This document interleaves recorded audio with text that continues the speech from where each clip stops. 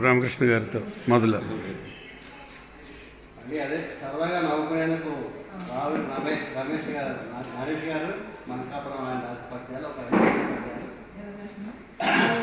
నవ్వుకునేందుకేనండి సరదాగా.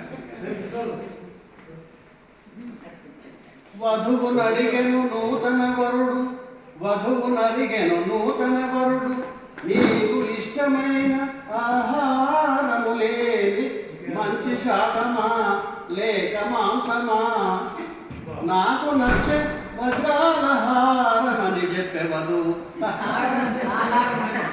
కొత్తగా చూడైన భర్త తన పిల్లాన్ని ప్రేమగా నీకు ఏ ఆహారం ఇష్టం, శాకాహారం ఇష్టమా లేక మాంసాహారమా అని అడిగాడు. దాని సమాధానంగా భార్య నాకు వజ్రాహారం ఇష్టం అండి అంటే ప్రేమగా. ద్రోహిగారట చేసిన 9 ఫోను, ద్రోహిగారట చేసిన 9 ఫోను, పేరుకు జంకిన నేను ఎక్కలేదు, ఎవరనే గాదలి రేడు బల్కే కట్నమివ్వని నీ బాబుగారే. ఎవరో ద్రోహిగారట రాత్రి 9 గంటలకి ఫోన్ చేశారు. పేరు చూసి భయం వేసి ఎత్తలేదు. ఇంతకీ ఎవరండి ఆ ద్రోహి అని అడిగింది భార్య. ఇంకెవరు, మీ నాన్నగారే. పెళ్లికి ముందే ఇస్తానన్న ఘట్టం ఇప్పుడు దాకా ఇవ్వలేదు, అందుకని ద్రోహి అని సేవ్ చేస్తున్నాను.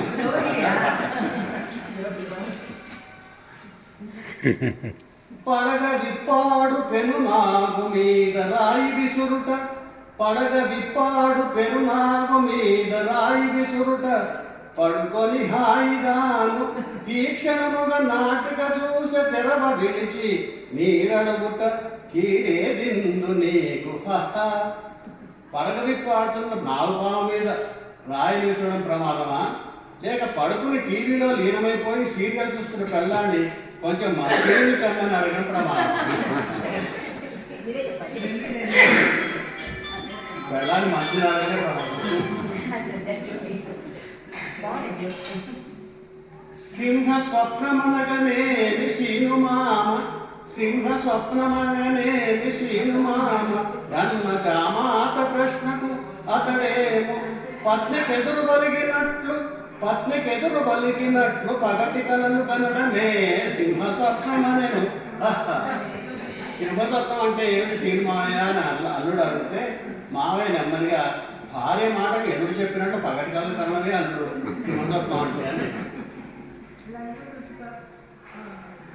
నాదమోంకారమునకు మానవ శరీరమందు, నాదమోంకారమునకు మానవ శరీరమందు, కొన్ని భాగములందె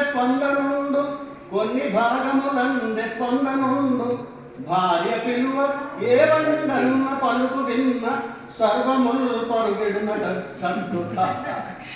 ఒక శాస్త్రీయ పరిశోధనలో తేలిన విషయం ఏమిటంటే, ఓం అనే శబ్దానికి శరీరంలోని కొన్ని భాగాలు మాత్రమే స్పందిస్తాయి, కానీ ఏమండి అని భార్య పిలిచే శబ్దానికి మాత్రం శరీరంలోని అన్ని భాగాలు స్పందించడమే కాదు పనులు కూడా పెడతాయని.